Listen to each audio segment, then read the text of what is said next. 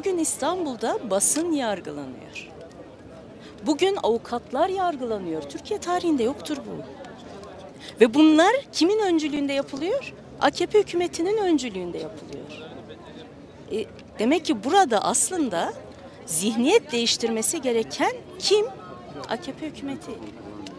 Bu kadar hukuki, askeri, siyasal baskılarla, yöntemlerle, operasyonlarla Türkiye'deki farklılıkların üzerine gelen birinin taraf belirleyin deme şansı yoktur. Biz zaten tarafız. Karşı tarafta olan, bu zulmü uygulayan AKP'dir. Burada asıl mücadele etmesi gereken bütün Türkiye halklarıdır. Ve mücadele edilmesi gereken de AKP'nin bu zihniyetidir. Teşekkür ederim. Söylemlerine ilişkin neler söyleyeceksin? Son dönemde 2 defadır işte hani BDP'li ona cevap verdim. İşte Kandil'e gitsinler. Ona cevap verdim. Yani buna ilişkin bu söylemlerine ona cevap verdim. Şu andaki cevabım onun başbakanın söylediği şeye cevaptır.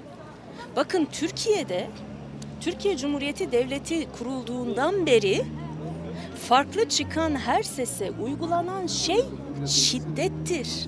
AKP hükümetinin de yaptığı budur. Farklı çıkan her sese şiddet uyguluyor.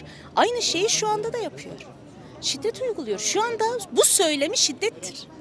Şu anda başbakanın söylediği o cümle BDP'ye, Kürtlere psikolojik şiddettir. Nedir psikolojik şiddet? Hukukta yeri vardır değil mi? Psikolojik şiddetin hukukta yeri vardır. Ve bugün Başbakan Erdoğan Kürtlere, BDP'ye uyguladığı siyasal şiddetin, askeri şiddetin, sosyal, hukuksal, kültürel şiddetin yanına bir de psikolojik şiddeti ekledi. Bu kadar basit. Peki dokunulmazlıklarla ilgili meclise gelirse gereğini yaparız diyor. Bu olursa ne olur? Bununla Şimdi ilgili... o konuda bizim için herhangi bir sıkıntı yok. BDP için söylüyorum. Herhangi bir sıkıntı yok çünkü biz hem hukuki anlamda dokunulmuş durumdayız, hem siyasi anlamda dokunulmuş durumdayız, hem de yargısal anlamda dokunulmuş durumdayız zaten. Siyasal anlamda her türlü hakaret uygulanıyor mu bize? Uygulanıyor. Fiziksel anlamda dokunuluyor muyuz?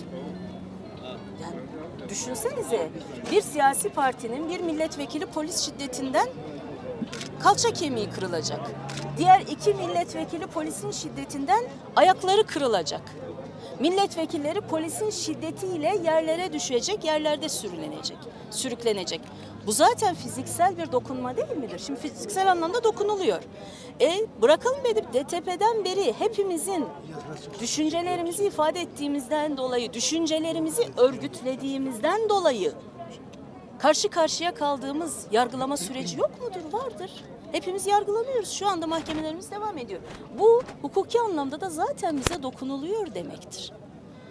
Baktığın zaman Türkiye Cumhuriyeti Devleti bir bütün hükümetiyle, her türlü kurumu ve kuruluşuyla, her türlü siyasi ahlaka, etike uymayan hakareti ve küfrü de ediyorsa bu siyasal anlamda da bize dokunuluyor demektir. O zaman dokunulmazlığı bize niye soruyorsunuz ki? Bizim için bir farkı yok. Bizim aynı zamanda 6 tane milletvekilimiz tutuklu değil mi şu anda?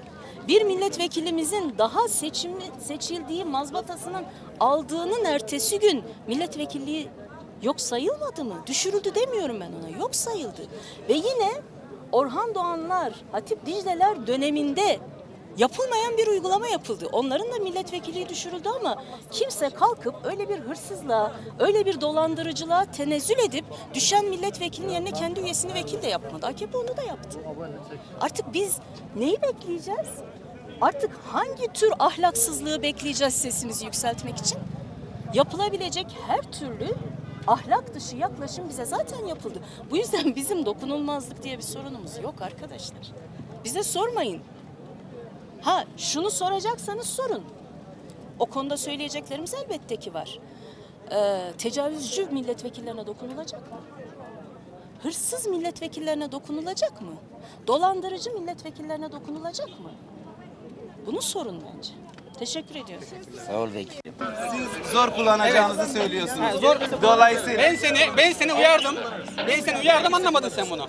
gerekirse Şimdi Ramazan arkadaş, O kanunu bize vermiş yetkiyi. nasıl vermiş? Hangi Hüseyin arkadaş, bunu başka zaman tartışalım. Lütfen böyle arkadaşlar getirmeyin ya. diye Böyle arkadaşlar getirmeyin. Var mı?